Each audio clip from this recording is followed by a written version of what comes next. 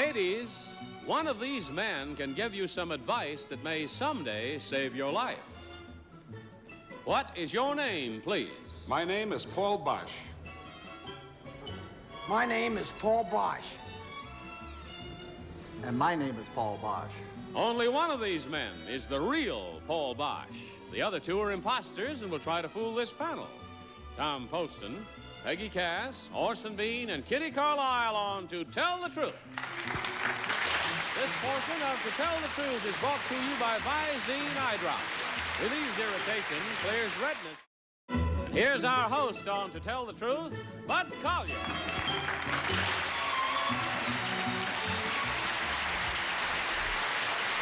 Thank you very much. Welcome once again to Tell the Truth. Good afternoon, panel. Good afternoon, Or should I say, How are you, Bud? Fennell? Hello there, Hello, Peg. How are you, Peg? Nice to see you, Peg. How are you, Peg? In front of you are today's envelopes, the contents of which you've never seen. Open up number one, please, and follow along with me. I, Paul Boesch, teach ladies how to protect themselves from attack.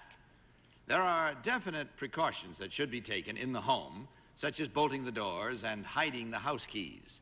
She can also protect herself by taking certain precautions when both driving and parking her car.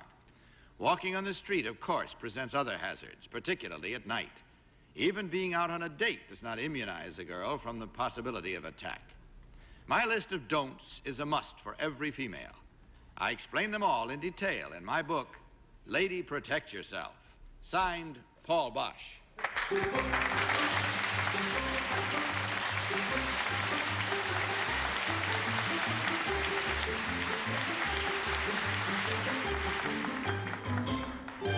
Then we'll start the questioning with Peggy Cass. Peggy? Number one, how do you protect yourself while parking your car? Protect yourself by keeping away from dark areas. Try to park in a lighted area. If you're parking in a public field, of course, you're always safer because you have an attendant close by. I see. And number one, when... Orson Bean. Number one, I know a case of a lady who bolted her door, hid her house keys, and was safe inside, and then her husband attacked her. What can you do about that? That's one of the hazards of married life. You can't have everything. Number three, what do you feel about firearms? Do you feel a woman should be allowed to carry a little firearm in her purse? No, I don't. I believe there would be more innocent males killed than there would be attackers.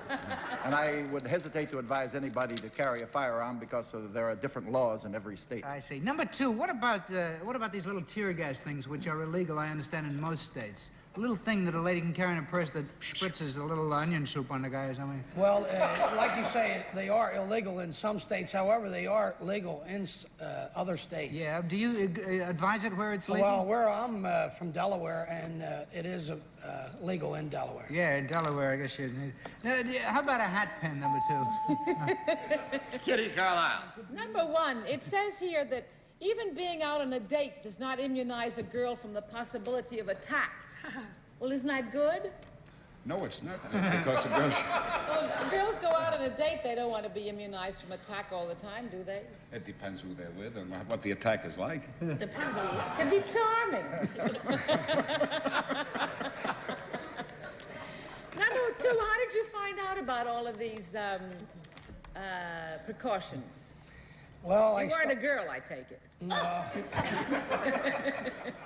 I started out as a combat conditioner in the Marine Corps. And then when I was going through school, I had to drive a taxi cab to pay, and I saw an awful lot. That will do it. Number three, I'm told that a rolled-up newspaper can be about as lethal a weapon as you need if you're a girl. Well, I think that a weapon being lethal depends on the person who uses it. And I think there are too many fallacies about little things. Everybody's looking for a panacea that's going to cure everything, and this same thing goes for the newspaper. I see. Thank you. Tom Poston. I think, well, all right, number three, you're obviously a very well-spoken fellow, so tell me why you think all this is so necessary. Good heavens, what do you think the causes for these wanton attacks and widespread attacks are? Women making mistakes, women doing the improper thing unconsciously, like leaving their doors open, like opening the door when somebody comes to it and they don't ask who is on the other side. I think that little things create tragedies. I do, too. I think it's a disgrace. I think your book is very, very needed. Number one, what is your training, please? I heard number two say. What is your background in? Well, I was a house detective. I'm now a hotel manager. Number three, please. Well, I've been in wrestling for 34 years. This is some qualification. But I don't advise that women should wrestle. No, that's right. That's where they get into trouble. Number two, how can a girl... Well, I mean, what I meant by that was in thinking that they can defend themselves physically. That's all right. That's all the time we have. Mark your ballots, if you will, please, panel. Mark it immediately, quietly, and accurately for the one you think is the real one. And vote now for number one, number two, or number three. Our team of challengers will receive, of course, $100 for each incorrect vote. Ballots all marked? All right. Tom, for whom did you vote? I voted for number three, and I think it's a good idea for women to have the protection that the law allows in any case. And I think for one of the protectors should be a nice, strong fella. Peggy. So does every girl.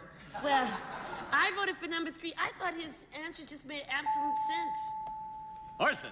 I voted for number one because I think that number three told us a lot, and it very easily could be three, could be two. I voted for one. I was tired, and a one is easier to make. Kitty. I voted for number two. I think he looks like the kind of a guy who would like to protect ladies who need it, and He looks like a gumshoe as well as one, I think. yeah, and I think that he probably has some very good tips, and I'd like to read his book. Very well. Votes are all in. Now to the truth. Will the real Paul Boesch please stand up?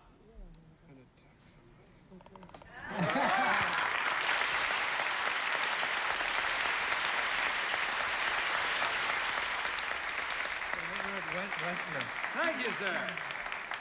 Number one, what is your real name and what do you really do? My name is Albert Bain, and I'm the president of Esquire Travel Service here in New York City. Thank you, sir. Number two, what is your real name and what do you do? My real name is John D. Kelly III, and I'm an owner of a tavern in Wilmington, Delaware called the Logan House.